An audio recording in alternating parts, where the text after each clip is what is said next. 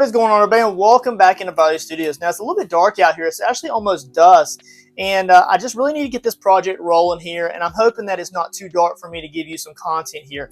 Now, just a real quick backstory on this project. I have everything laid out the exact same way I almost did when I made the latex mold of the Carolina Gopher Frog.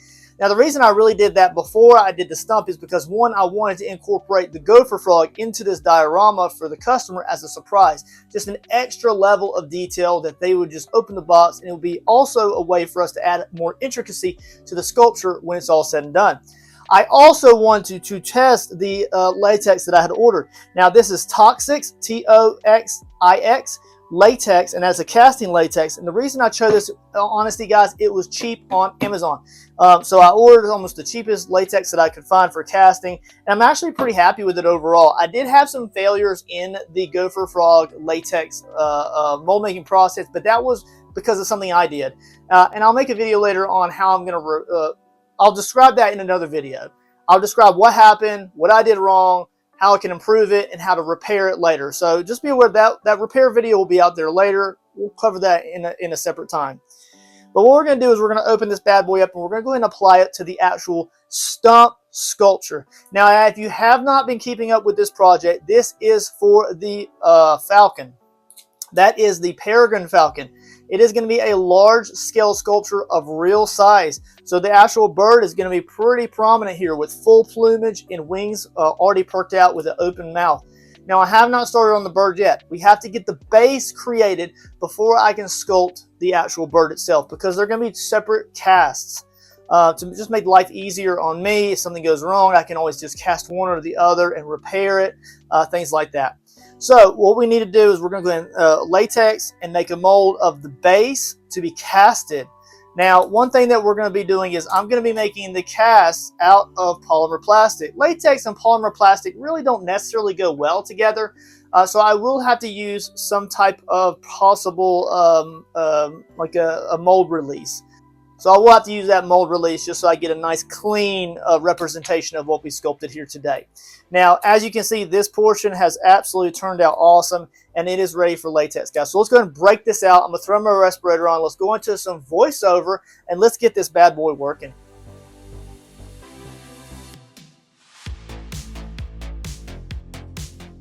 Alrighty, you guys, so as you can see, the name of the game in this first few layers is just to get the latex on the item. Now, I am using a small brush here. I had purchased quite a few throwaway brushes, some chip brushes and things like that from like Walmart, and they were like $1 each or so. And you can get them pretty cheap online as well if you want to buy them in bulk. But we'll use those chip brushes later on in the processes when I'm using more thick layers of latex. This first few layers are just really about getting the latex into all of the nooks and crannies of the sculpted texture here. Same as we do when we make a silicone mold, we really want to brush that on, make sure it gets into all those nooks and crannies and those beautiful details that we made, and we want to capture all of those if we can. So the name of the game is reduce bubbles. Make sure you don't get too many bubbles on this layer, because this is the finishing layer that will be exposed when we have the item casted out to perfection. So here we are. You can see how runny it is. Now I'm really just working through this this bucket of latex, and of course this is a voiceover, so most of the content is already created at this point, and I've already got it almost done completely. I actually just put the last layer on this this latex mold yesterday, so that's pretty exciting. And I'll be working on the gypsum mold here in a little bit, so you'll see that in the end portions of this video. So make sure you stay tuned for that. But we'll definitely be doing that in the indoor studio if I can get away with it without making a huge mess. But we'll just see how things go. If I feel like doing it out here in the shed, then we'll do it out here.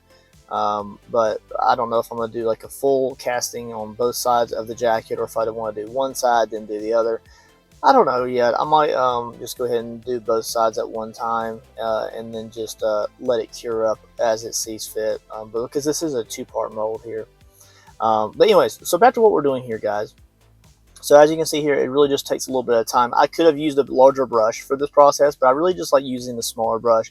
It really forces me just to really very, very detailed about how I'm applying the latex. Like even here, like for instance, I'm kind of like just like letting it drip onto the surface, but I'm also kind of pushing it and then moving the latex in the general striations or the cut lines of the split wood effect that we had sculpted into the top of the stump here. So I'm just laying it in here, making sure I'm also applying a little bit of pressure here. Not so much pressure that you wash out your details, because it is monster clay and we are out in a hot shed in the middle of the summer. But we also want to make sure we apply enough pressure so that the bristles of the brush really kind of spread the latex out into all the nooks and crannies that we sculpted. And when it does so, it kind of pushes the air out a little bit if there are any air pockets inside the brush or as I'm picking it up. So we want to make sure that there's no air on this layer here. So when you're applying gentle pressure, you're allowing those bubbles to pop or also spread them out so that they rise to the surface pretty quickly and they don't get captured in the latex here. We're not going to use any kind of like decompression chambers or anything like that to get rid of any air bubbles throughout this process. Not only do I not have an air compressor chamber that is big enough for this, but let's be real, it's not a make it or break it type of thing, you know. So like if it has a small bubble here or there, I'm not worried about using a Dremel just to kind of like detail out the outside edges of the wood texture, because I need to go over all the sculpted textures that or castings that I make with this. I need to go over them with a fine-tooth comb anyways, because I'm a perfectionist and I need to make sure that they turn out absolutely properly. And not all casts go the way you want them to. Sometimes you miss a little piece or something that doesn't get filled in, and then you have to compensate and then see how it turns out.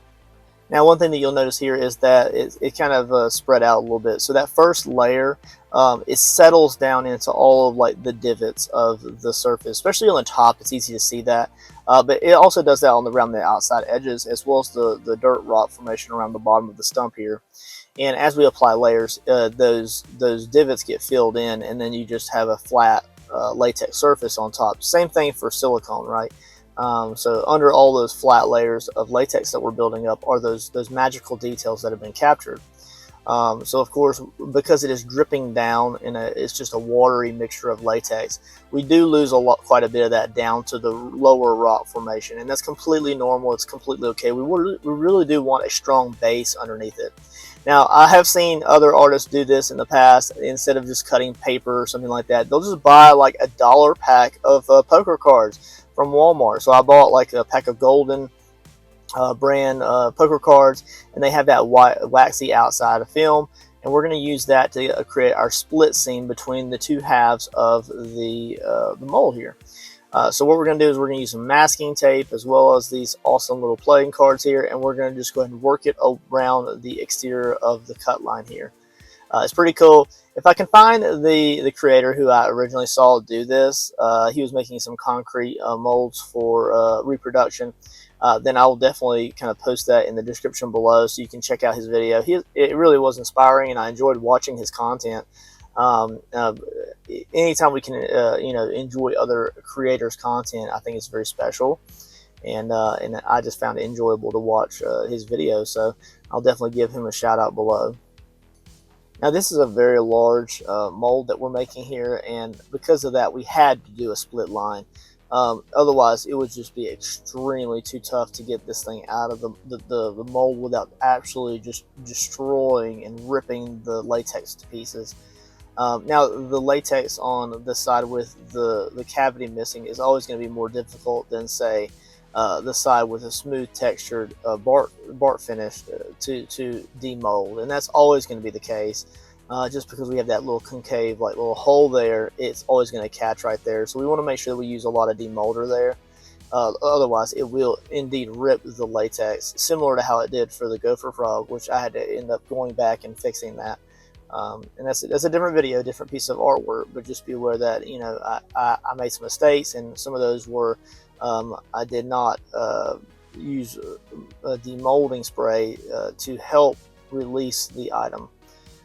So if you can use mold release, whether it's silicone or even latex, it really does make the difference as far as just easily getting it out, and helps you to create less damage to your mold, which is very important. So here we are, we're working these cards all the way across the surface there. Now I'm almost letting it cross the very middle of the crown of the stump there. And of course, the seam for this latex mold is not going to be necessarily this high. So it's not going to be like, you know, 2 inches or 3 inches in depth the way that these cards are. It's going to be maybe an inch in depth in total. So what we'll do is we'll do a lot of trimming on the latex seam later when we get to that stage. But just be aware that this is just so that we have something going all the way around.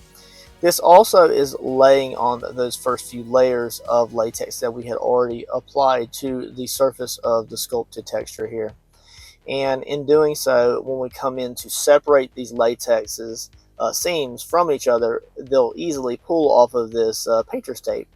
And when they separate, then you can just use a very sharp X-Acto knife, and then what we'll do is we'll slice the interior membrane of that first few layers of latex, and it will give us a really tight fit when the sleeve jacket is over the latex. And the goal with that is that because it's not such a large of a seam as this is, where you have the card and then 2 layers of painter's tape on both sides, there's just one small slice line on the interior. Could that gape over time? Yeah, of course it could. But we want to make sure that we create as tight of a fit on the interior finish of the item as we can. And this is substantially a bit of a large mold here, so just be aware that we're using a lot of materials with this. Actually, probably will have to order some more latex for the Peregrine Falcon when we get to his sculpture. And he'll, of course, be on top of the stump, which is pretty cool. Alright, so now the name of the game is just use the painter's tape to completely go around all surfaces of the playing cards here. Now, although the latex probably would not adhere very well to the waxy plastic surface of the playing cards, what's already on there as default, we want to go ahead and apply this painter's tape as well. It also creates a little bit more of a gap around the outside seam of the latex mold. That way it's easier for us to get it apart, possibly after it's set up and it's really, like, you know, been sitting for a very long time. They're not going to be super duper tight on the exterior sides of the seam. And so what we'll do is we're going to get this on. We're going to go ahead and apply some, you know, stabilizers just to kind of keep it vertical. It doesn't have to be extremely straight across the sides. Like, if there's a little bit of a taper to it, there's no big deal. We're going to have an outside jacket that's molded to the exterior edges of the formation as it comes down the sides of the stump length. And what we're going to do is we want to make sure that top part is at least as straight as possible, just so we have a nice straight line, and it makes it just a little bit more uniform as far as just going straight across the top. At least I feel that way. I don't want that top part to be super like catty cornered or anything like that, but if the sides are, then having a little bit of curvature there is not the end of the world. So looking pretty good. You see it's kind of lined up pretty good overall. You almost can't even tell that those are playing cards at this point. It just looks like we used some cardboard or some paperboard to kind of put between the items. But I like the playing cards because you can piece them together as you work down the length of the item, and you're not subjected to having to use scissors. I didn't use scissors at all, which is pretty cool. So looking pretty good. Now we have an outdoor shed here. We're going to go ahead and begin applying the first next layers of latex. Now, this is where we're going to apply an absolute ton of latex layers, you guys. It is a ton. Now, I really wanted to wait and do more layers after we get this on, because you really need to build up the seam between these 2 layers. So not only are we going to be going around the whole outside edges of the actual stump itself, the rock formation at the bottom and the dirt, but we also want to make sure that we're getting thick enough layers at the seam between the 2 latexes, the seam around the entire latex project. So every time we come in to apply anything, thickening it anywhere on the project, we're going to apply another layer to the center seam, and we're going to at least go about 1 inch above the grade of the project up the sides of the painter's tape here. So as this starts to develop, you'll see that I'll thicken that out a little bit at a time. And then when we get to the final stages of applying all of those layers, I kid you not, probably 25 to 30 layers, then you'll start to see the seam line thicken up a little bit. And we'll let it also do a pooling feature, where we'll sit the item off on its side a little bit, catty corner, and we'll let a lot of latex sit in the seam line, and it thickens that out and makes it a little bit stronger. So this is just a very enjoyable process, you guys. Now, obviously, me and the commissioner who had originally commissioned this piece are talking throughout this process. We're actually sending an email chain back and forth, and it stresses me out a little bit sometimes when I'm doing something like this, because I know that the customer is super excited to get their order, and because of the way the Etsy is built, it's a lot of times only designed for like 3-month projects. But something of this substantial size, like this is a large sculpture, even right now at this point, it takes a lot longer to create things of perfection. And I have to invest the time into it to create the best product possible for the commissioner. And that means that I have to invest extra time in that project. And that's just naturally going to happen. But even though we both understand that, like the customer understands that, I understand that it takes more time, we're also communicating throughout the process. It's still stressful because I don't want the customer to be waiting an excessively long time. Like I don't want to take a whole half a year to create something for a customer. I need to book it down, get the nitty gritty done, and get some details locked in. And once I get the Stump and the Peregrine Falcon casted, both of them, I know that last level of details and flocking and painting and all that stuff, that will not take as long. We understand that, but it's still stressful to know that we have somebody waiting on a project, even while we're doing everything we can to make it as perfect as possible. Artists out there probably understand is that that we want to create the best product, but time restraints, and even though you know that it's going to take that long, it still makes you feel bad that you're making somebody wait for a product. And now if you don't think about that and don't worry about that, then it doesn't really bother you. Okay, that's fine. But we want to make sure that we are creating the best product possible. Now, right here, this is the cavity void where the frog is going to be sitting for a surprise for the customer. And just be aware that I left that kind of a seam void, so it's not a full piece of latex, like solid latex. It has a little bit of give to it, but we applied extra strength there. So we applied a lot more latex there, so it gives a lot of strength around that elbow where it's going to be bending. Same thing around the exterior edges of the seam line here. This is the last few layers here before we are finished with the latex layers of this project. And I've got it sitting on its side, and all we're going to do is we're going to apply a very flood coat here in the corners of the seam, creating strength. So the next part of the process is we're going to start to make the jacket, the outer jacket, and this is the supporting and protecting layer that's going to hold these latex mold into position while you pour things in it. And it needs to be very durable, so we're going to be using pure gypsum here. Now, I ordered mine off of Amazon from Artistic Industries, and I did have to wait a few weeks for this to come in, and I will have to order more to do the actual Peregrine Falcon when we get to that stage of the process. Now, I do like to just pour this a little bit at a time, and what I'll do is I'll do this in layers here. So I usually just pour mine into like plastic baggies, and I'll use a few of these throughout the process. And then I'll just add water, zip it up, and I'll just kind of mix this up whatever consistency I want. And then I'll cut the tip off of it and just use it like a batter bag for like basting a cake with anything. And then what I'll do is I'll just kind of like squirt it into positions along the sides and the top of the stump like we're doing here. And then I'll kind of smooth it out with my hand or a tool or anything that I have. And of course, there's going to be a few layers here. No, we're not going to make this overly super thick. I can always thicken this up later if I need to. So as you can see, it's actually quite an easy process here, and we're really going to focus on like the angled portions here. So the bottom of it and the top of it need to be pretty thick overall. And I did have a little bit of weakness on one side of this jacket here, and I got quite a few cracks in it. And I'll probably mention that again later on in the process when I showcase that. And I did come back in with another layer after it cracked, and I parged over it and fixed that problem. And then lo and behold, it actually cracked again. Now, when I go into like the actual casting process with our polymer plastics there from Smooth On, you'll notice that I do have it in one side of the jacket in actually three sections.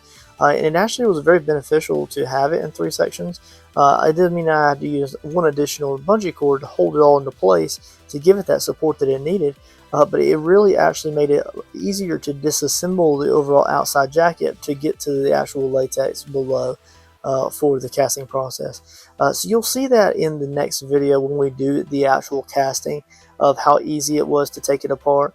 But I'll probably come on in later on down the road, and I'll probably go over it with another like thick layer over the outside of both of these jacket exteriors. And I'll probably include some like maybe some cloth tape incorporated in there, just to give it even more strength. It'll probably make these a lot more dense than I originally created them in this video. But just be aware, you can always come back in later on down the road and apply more layers to kind of increase the overall density of these castings if you just are not happy with it. The most important thing is just to make sure that the first layer really is just hugging that latex, so that way it just has the support that it needs for successful casts as you work through your journey with the piece of art that you're working with. So we've already got one side done, and that was the side that actually came off in one singular piece, and it was very successful. This second side here is the portion that was problematic. Now it's also probably more so problematic because of the high raised upper part textures, and then the small divot over on the right hand side of this side, and that's where like the little frog is going to be sitting potentially in the future, as we kind of finish out the project later on. Down the road. Now we're going to do the same process here using our plastic baggie here. Now we're using the gallon bag because I'm just pouring a lot, but as I work through this process and I start to do additional layers, I'll probably work with smaller quart bags or sandwich bags, and do smaller, thinner layers to kind of build up the overall thickness that I'm looking for. I will also supplement some plaster of Paris within these layers, so I'll do a little bit of a pure gypsum, which is actually a lot harder texture. And then I'll also add a little bit of plaster of Paris, which is actually a mixture of gypsum with some other additives, and it's usually a lot softer. And that could also maybe why I got some failings in this side of the jacket. But overall, like right now, I'm just using the pure gypsum that I had ordered. I'm doing my best I can just go ahead and smooth this out at least a little bit, so that just kind of just a smooth texture overall. A little bit of roughness on the outside of the jacket really doesn't bother me too much, but I just want it to be, you know, just nice and easy to work with.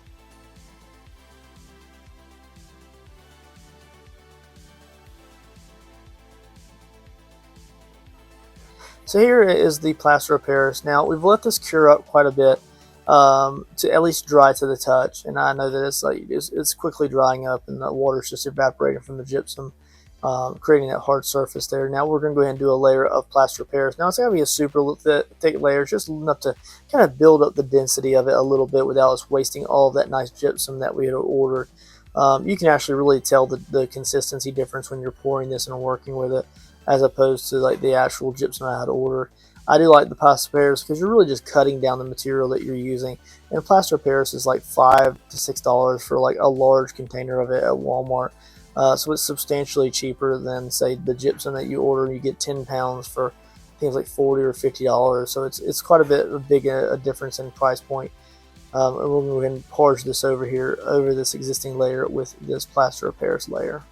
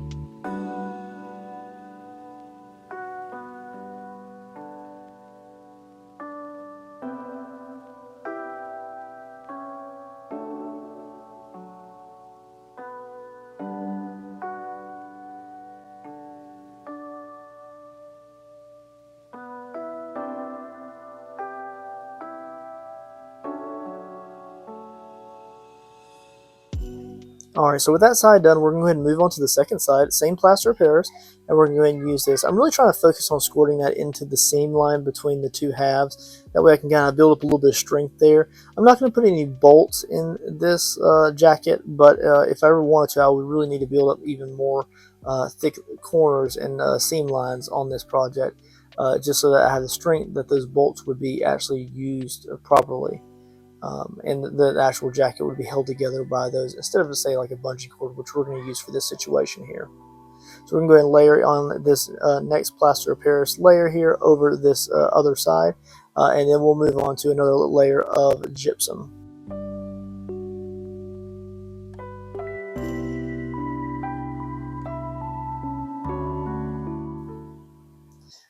So as we continue to add this layer here in, my name in the game is to go ahead and smooth it out as much as possible. So as it starts to dry out a little bit, what I'll do is I'll use a spray bottle and I'll actually spray the exterior. And when you spray it, it kind of gives it a smoother texture as opposed to you just kind of using your hand the entire time.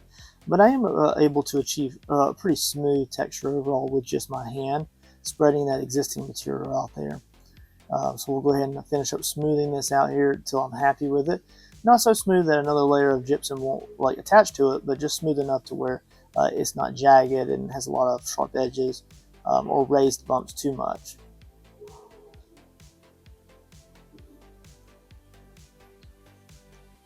So taking that material and I'm pulling it up towards the top there, smoothing it out a little bit as we go, and every layer that we put on it gets smoother and smoother because you're going over any of those high raised edges with less material as you smooth it up with your hand. Looking pretty good there. Reposition the camera here and we'll go ahead and get another layer of gypsum on, and then we'll be working with gypsum for the rest of this project here up until we get ready to go over it and demold it here. Alright, so we're going to continue to work through these gypsum layers here. I'm really going to focus on the seam line as well as the top.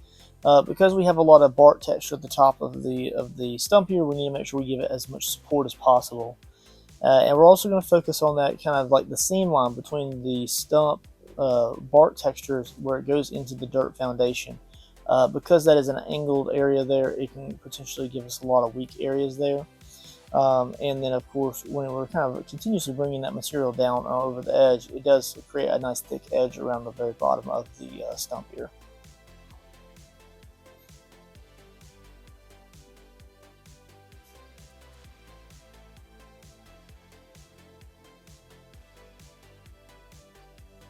Just trying to get a really smooth texture here. I don't want it to be very jagged. I spoke of that a little bit ago, but I want to try to create a smooth texture, and that's why I'm using the spray bottle here and the water, because as that water drips down, it'll just naturally smooth the outside edges of the jacket.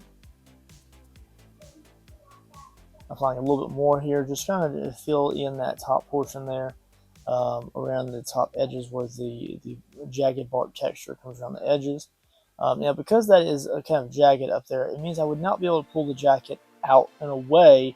It would have to be pulled up and away from the exterior of the latex here. So the bottom would need to be pulled out, and then the jacket would need to be picked upward after that.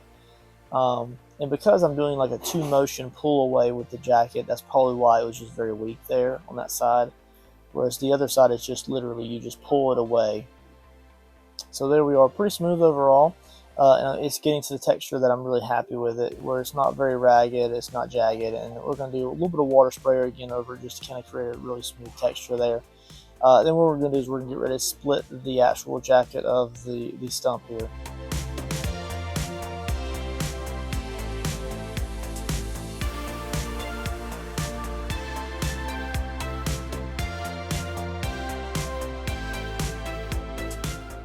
Alright, so now I'm very happy with how it looks overall, and then after we wait for it to really cure up quite a bit, we can go ahead and start prepping for us to split the jacket here. So what we'll do is we'll start off by removing the little painter stick right there, which is just adding a little bit of support to the actual item. And then we'll go ahead and to start using an X-Acto knife as well as some scissors to cut away the painter's tape and start to split the seam there.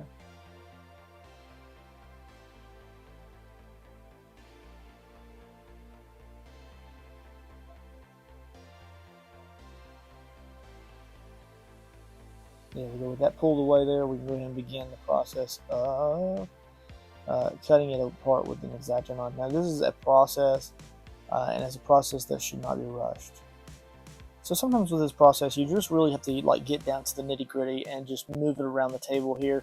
And I was trying to do this to where it doesn't scratch up my workstation because my actual mat is actually being cleaned. I got a bunch of plaster on it when I made this jacket, and I'm trying to soak that so I can get those little plaster flakes all over, off of my actual workstation mat there. Which means I'm just working on my wooden countertop here. So I'm having trouble getting these apart. That's just what happens sometimes when you're using plasters and things like that. So I'm going to go ahead and remove the actual wood base that we used to sculpt this actual stump on. And then, of course, like I said, it served its purpose very well, and it'll be making a return visit here in the near future when we're working on painting and detailing this in the future. Removing that aluminum foil there, that's the aluminum foil that went around the actual base there. And then we're going to go ahead and get prepared by trimming to remove this interior aluminum foil here. And of course you can see a little bit of the monster clay peeking around there, which is not a whole lot, it's just enough to kind of give us a little bit of meat and texture there. But what we're going to do is we're going to remove that, and then it'll expose the bottom of the foam core that we used to actually sculpt the item here.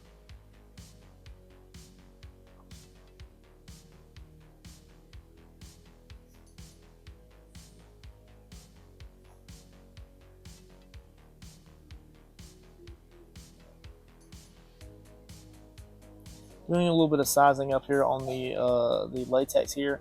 Not really necessary, but while we have it turned over, why not?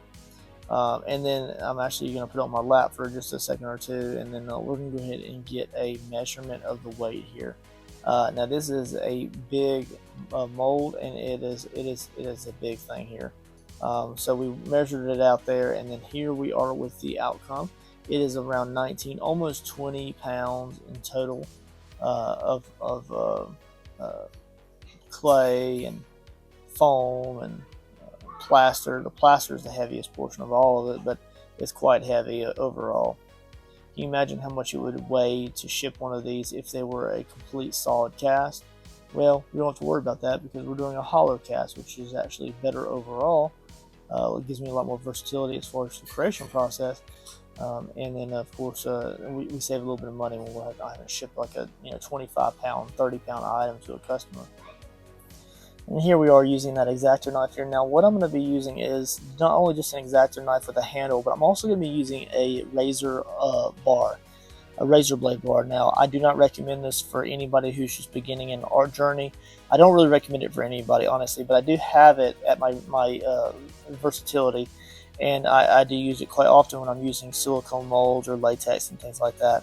It allows me to get a very deep cut with a long razor blade. Now that also means because it doesn't have a handle and it's just a blade that you can easily slice up your fingers and hands, or even worse. So I highly recommend you don't use one of the X-Acto knife bars or razor bars because it can really hurt you in a lot of ways. And although I use it, I don't recommend it for anybody unless you're just really super advanced or something like that. So the first side we were able to pry it, and it came apart quite easily into one segment here. Very successful, very easy, and I'm very happy with how that's what you want. That's what you dream about when you're making molds like this, is that it comes apart in one piece. Now here's me using that X-Acto knife bar, and what I'm doing is I'm splitting that interior layer of latex so that way we can get a clean cut there. So what we'll do is we'll just continuously work on it. At some point I eventually just go ahead and remove the outside latex from this side and then start to work on the other side. And in doing so I'm actually exposing the monster clay on the other side, yeah, it just allows us to have a little bit more room to work with when we're splitting the other side of the case off. Making sure that the lip of the latex is pulled back enough to where we have a successful, a demold here.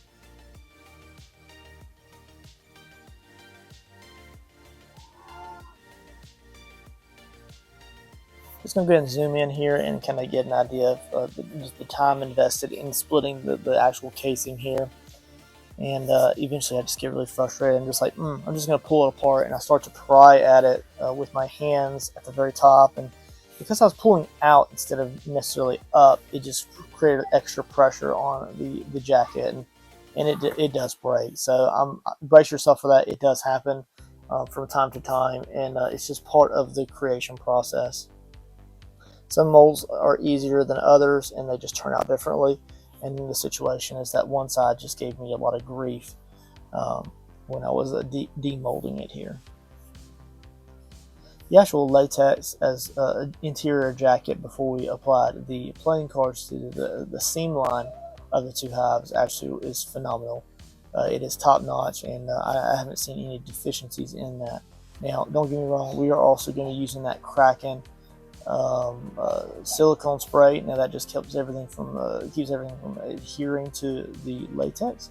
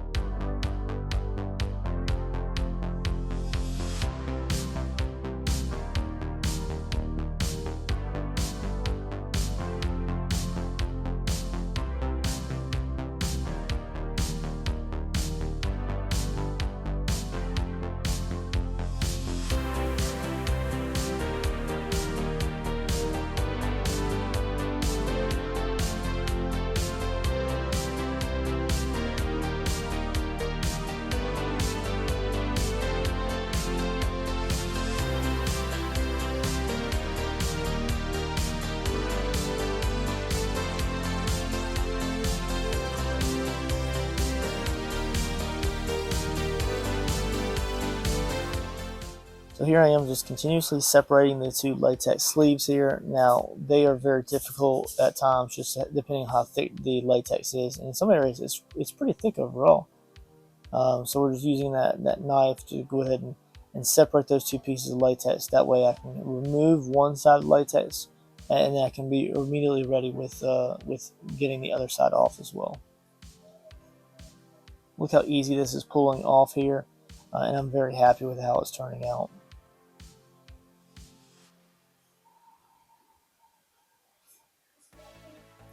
Just taking my time to pull that off there to make sure I don't leave any too many pieces behind. There's our side of the jacket there. So I'm really happy with the latex mold there. And it's off to the side just to kind of make sure it cures up and doesn't have too much condensation on the inside. But otherwise, it's turning out really great so far. I'm ecstatic with how it is.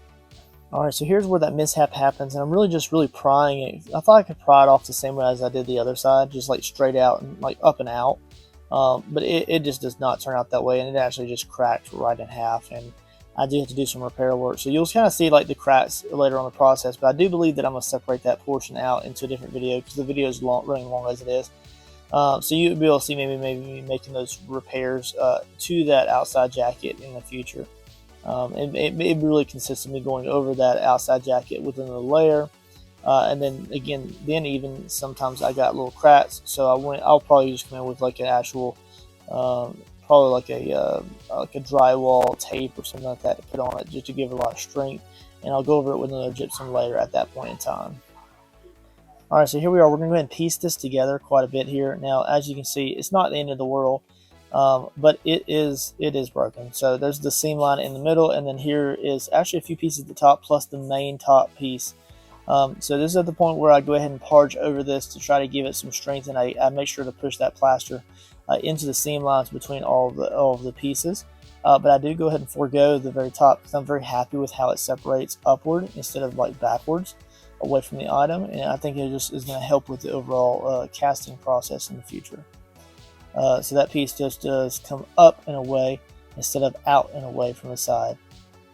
Here's me just test fitting it all together, make sure it does indeed go over the base unit. Make sure none of the plates have bent too much or they're in the way. All right, so there we are, just kind of test fitting it together, making sure that it goes together just pretty good overall. And at this point in time, I go ahead and let it rest overnight, and I just leave it as it is. When I do take the latex off of anything, I want to make sure the latex goes back in the mold so it's just protected from the elements, even if it's just overnight. I don't want it to be sitting on the wall the wrong way just overnight, for instance. It needs to go back in its jacket, which gives it that support for longevity. And that way it's not demolding or molding into a weird shape because I don't have it in its proper housing, if that makes any sense. Now this is really me just going over it again with a fine-tooth comb, just because it's late at night, and I was really excited that I was able to get it all pulled apart here, and I'm super excited for the next day when I can start actually casting the stump itself for the customer here. Now it's actually quite a bit of a process as well, but we'll be doing a hollow slush cast on the majority of the item there, and then we'll come back later and we'll thicken up the very bottom with some weights, some steel rods, things like that. I'm just really just nitpicking over the interior seam line in the latex, just see if I can get a really nice clean connection between the two. There's a little bit of a gap there just because that's naturally going to happen at times when it's like, the two latex sides are being pinched a little bit. But as long as it's not super like in your face, there's a big seam line here, like huge, where you can stick your finger into. This I'm not really worried about it. A little bit of repair work after the fact that the thing is casted, and I'm very happy with it. And like I said, we're also going to be using some demolding spray, so I'll also spray that down into the seam line between the two sides, and it'll help with disassembly in the future. Cleaning up the workspace just a little bit here, just trying to keep it clean just because I don't have a silicone mat down and I don't want too many overly over scratches or anything like that. A little bit of here and there is okay, but I don't want to keep my space messy. You need to keep it, I've got like 4, 5 to 10 projects going at one time sometimes, so I need to make sure I keep it as clean as possible if I'm able to. So here there's two little bungee cords that I got. Now these are actually adjustable bungee cords. And I was very debated what I wanted to do, honestly.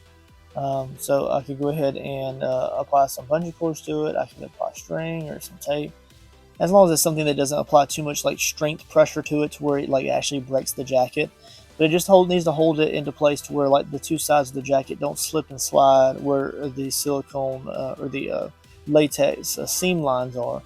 Whether that be the break between the two halves or the actual plaster shell moving around too much, causing divots or misshapen interior of the latex. So it's definitely something different, but I do like these adjustable bungee cords, and I'll continue to use these in the future.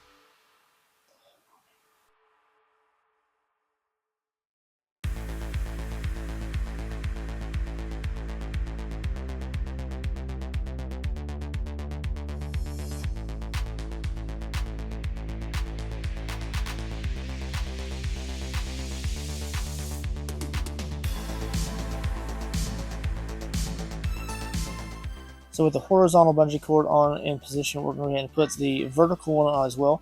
And that's mainly just going to go ahead and keep the two jacket sides kind of pulled to on each other.